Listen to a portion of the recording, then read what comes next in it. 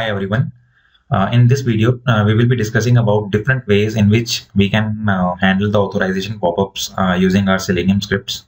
Let me first try to explain it to you by navigating to a website. So this is the URL that I've just entered, and as soon as I click on enter, a pop-up is displayed wherein we are required to enter the username and the password, and only after we enter the credentials and click on sign in, we'll be able to access the very first page of this particular website. Now this pop-up is basically not part of this website's DOM or this page's DOM, due to which Selenium API, with Selenium API we cannot directly perform any sort of action on this particular pop-up.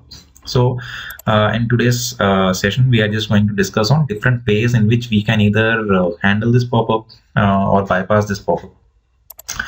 Okay, so I think so the different ways in which this can be done is, the very first way is by embedding the credentials in the URL. So if somehow we embed our username and password in the URL in a particular format, in that case we can actually bypass this particular pop-up and directly land on the very first page of that particular website. Let me show it manually first. I think that will give you a clear idea on what I'm saying. So this is the URL. This is the basic URL, and if we somehow embed the username and password in this particular format, for example, after http:// we need to enter the username followed by colon followed by password again and followed by @. So this is the thing. This is the format in which we have to embed our username and password in this particular URL. And now when I click enter, you'll observe that we did not get any sort of authorization pop-up, and we landed directly on this particular page. So by this way we have successfully bypassed the pop-up and we have landed on the very first page, and then we can continue with our test cases. We don't even have to deal with that pop-up. So this is the very first way about which I was talking about, and we'll be implementing this particular method in this video. The second method which I am talking about is by using the robot class, so which is inside the java.awt package. So what robot class helps us to do is it allows us to perform the keyboard or the mouse operations on the active elements which are present on the screen. So by using this robot class, what we can do is we don't have to, we are not actually bypassing this particular pop-up. We are just entering this URL as mentioned over here. This pop-up will will be displayed on the screen, and this is the field. This is the very first field that gets and that is active right now. So using the robot class, what we can do is we can just send in this particular text to the screen, and admin and this particular username will be typed in this box. After that, we can write a code, to press the tab key and again pass on these texts and again press a tab key so that sign in button gets highlighted, and then we can click on enter button. So after we click on enter button, we can search for any, and we can search for this particular element to validate whether or not we have successfully logged in. And the third way, so this was the second way. And the third way in which this can be done is by using CDP, the Chrome Devtools protocol. This is only supported by Selenium 4 and only on a handful of browsers, like the Chromium-based browsers like Google Chrome or Microsoft Edge, etc. So we'll be discussing about this particular method in details in the upcoming videos.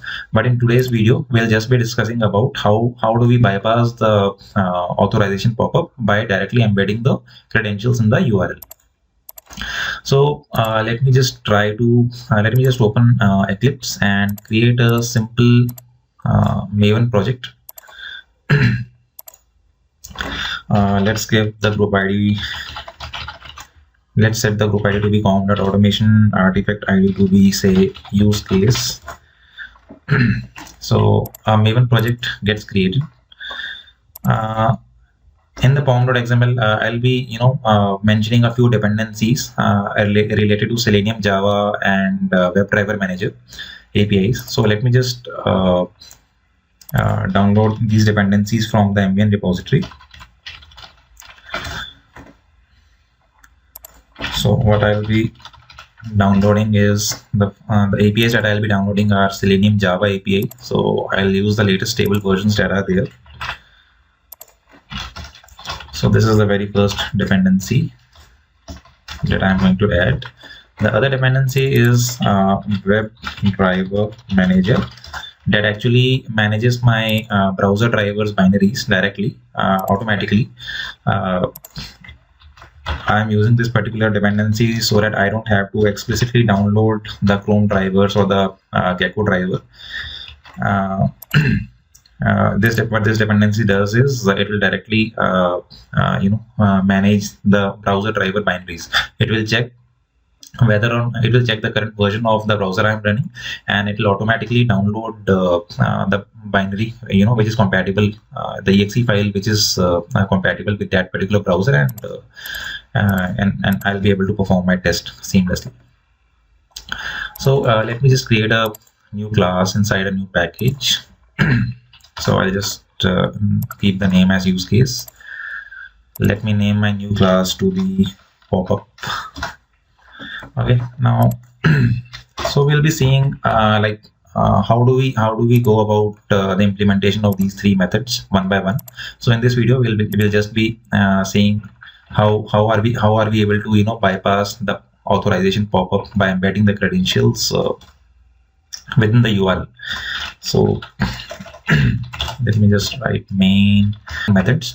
So public static void handle popup by embedding credentials. So and what it will accept is it will accept a URL, a username, and a password. For example, I made this static so that I don't have to call this particular method. I don't have to instantiate this particular class. So that's why. So now I can directly call this particular method, and I can pass on the URL. This is the URL. Username is admin. Password is again admin. So I'll write my code over here that will create an instance of Chrome driver class. I'll be testing it on Chrome only. I'll be creating an instance of Chrome driver class, and will maximize the window, will set the implicit timeout, implicit wait timeout, and then we can launch the URL, handle the pop-up, or either bypass the pop-up. And after we have handled the pop-up, we'll try to find an element on the very first page that comes up when we click on the sign in button. And if we are able to find that page, or if we are able to find that particular element, that means our test case has passed and we have successfully handled the authorization pop-up. Okay, so the very first way is by embedding the credentials. So somehow we need to embed these credentials within this particular URL. Okay, so let me first try to process this particular URL. Let me just try to construct a new URL by embedding the credentials. So string new URL equals to. So what I'll do is I'll try to split this particular string with 2 slashes, so that when I split it, I'll get an array having two indexes. The very first element of this array will be holding HTTP colon, and the last element of this particular array will be holding this particular part of the URL. Okay, so what I'll do is I'll just do a split on URL dot split. I'll be splitting it with these two. I think I need to escape each of the slashes. So after splitting, I'll be getting the 0th index. So this particular string will be containing this part only, HTTP colon. Then what I have to do, I have to append it with 2 slashes, and then I have after these 2 slashes, I have to put in my username, which will be user, which will be followed by a colon, which will be followed by password, which will be followed by @, and then I have to append it with the rest of the URL, and the rest of the URL again can be achieved by splitting with slash and accessing the first index element.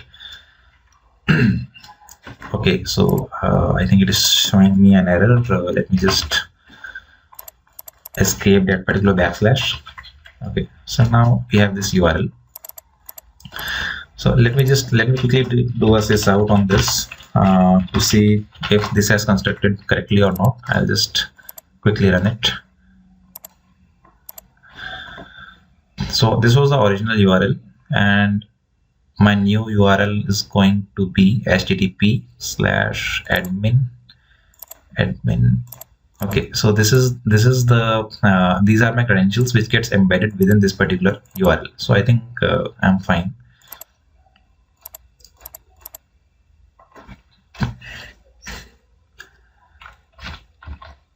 Now we can write the basic code to set up our Chrome driver and create an instance of Chrome driver.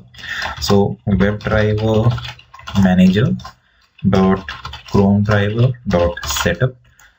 So this will automatically download the Chrome driver exe file which is compatible with the current version of Chrome that I am running. Then we'll create an instance of Chrome driver class and hold it in the reference of WebDriver interface. So I'll just name it as driver, just new Chrome driver. Okay. Now I'll just set an implicit wait, manage.timeouts. Although I'm not a big fan of implicit waits, I generally use explicit waits only, but that is for another session or another video. Today we'll just be using an implicit wait. So what this implicit wait means is whenever we try to find an element, and if that element is not immediately present, if it is not immediately present in the DOM, so in that case, if this implicit wait is not set, so what WebDriver is going to do is it is going to throw us no such element exception. So to avoid that only, we are setting an implicit wait. We are setting a timeout of 15 seconds. So what this statement will do is it will instruct the WebDriver to wait for 15 seconds for the element to be present in the DOM before actually throwing the no such element exception. So even after 15 seconds, if the element is not present in the DOM, okay, so in that case only it is going to throw an no such element exception. So it is a synchronization technique. Okay, so I have just mentioned an implicit wait of 15 seconds for all the elements. Next I'll be maximizing my window. So driver.manage.window.maximize. Now I'll be navigating to driver.get. I'll be navigating to the URL that I have just constructed, the new URL that I have just constructed. So this is the one, driver.get new URL. Now, since we have already embedded a username and password, so it is expected that we will not be getting that pop-up, and what we'll be getting is we'll be directly landing on the very first page. So this is the page. In 1 second, let me. Yeah. So admin:admin@. So yeah, this takes me to the very first page right after we click on the sign in button. If we do it manually. So what we'll do is we'll try to find a particular element on this page to see if we have if we are on the correct page or not. So I'll just do a Control-Shift-I and we'll try to fetch the text, fetch this particular text. Okay. So let me construct a XPath to this particular element, $x star contains text. So yeah, see you with this XPath we are able to find this paragraph element. If I just hover over it, you can see that it is getting highlighted. So with this,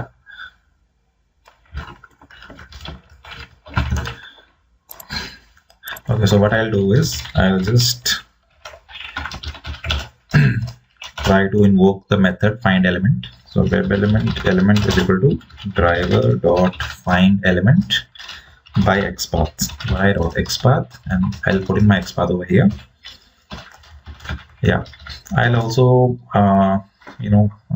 include it in a try catch block, so that if I do not, for example, if the driver is not able to find this particular element due to whatsoever reason, maybe we are not able to handle the pop-up, in that case also we'll not be able to see this particular page. So I'll just be writing a simple try catch logic for the same. Okay, so okay, let me just mention the exact no such exact exception that we are expecting over here. So no such element exception. Okay, so this is a wrong no such exception. I'm not going to import it from java.util package. Let me import it from this Selenium package. Yeah, this one. So as soon as we write this particular statement, what happens is the driver tries to find an element which can be located by this particular xpath. Now, if the driver is successfully able to find this particular object in the DOM within 15 seconds, then no exception will be thrown, and it will just proceed to the next statement, wherein we can just write user logged in successfully. And if for any reason, if a driver is not able to find this particular element which can be identified by this xpath, only in that case it is going to throw us this exception, and in that case it will not be, the control will not be going to the next line. It will be, going to this particular line inside the catch block, wherein we can just write say user login failed. Okay, so yeah, after this is done, I'll just put driver.quit, and I'll also put a hard-coded wait or sleep, so that you guys are able to see that we have actually logged in or not, because it will execute very quickly and will not be able to see. Okay, yeah, so this is the entire code that I have written. So let me just try to run it. Okay, run as Java application.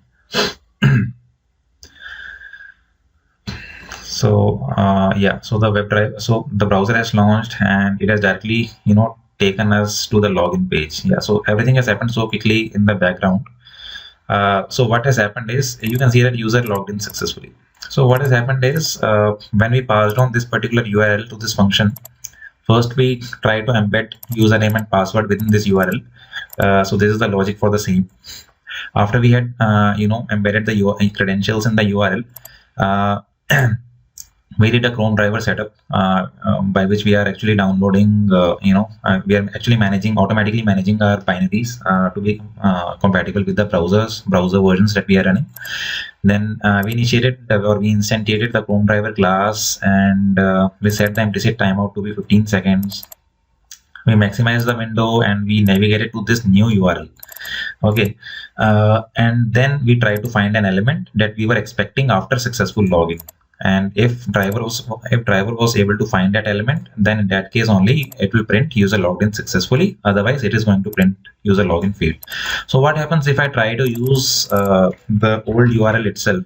Like if I try to navigate to this particular URL, so in this case, it will not be bypassing this particular. It will not be bypassing the authorization pop-up. I mean, it will just navigate to this particular URL, and a pop-up will be displayed, and then nothing happens. It will just wait for the presence of this particular element, which will obviously fail for this particular case. And I think this is the text that is going to be printed. So let me just try running this.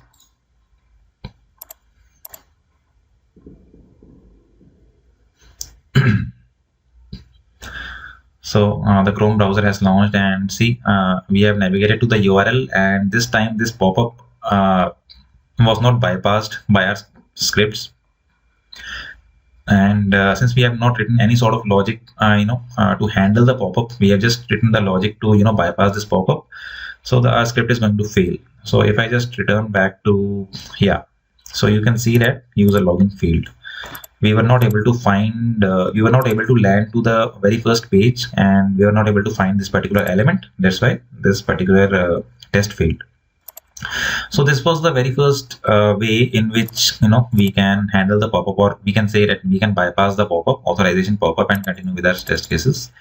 In the next video, we will be seeing, or we'll actually be handling the pop-up, by the second method. That is, we will be handling it with the robot class. We will be performing the send keys operation and the mouse click operations, like if applicable.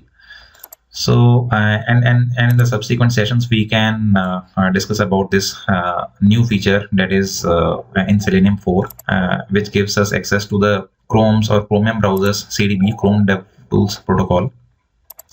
So we'll be discussing about these two methods in our upcoming videos. I hope you enjoyed this video and you got to learn something new. Thank you so much. Bye bye.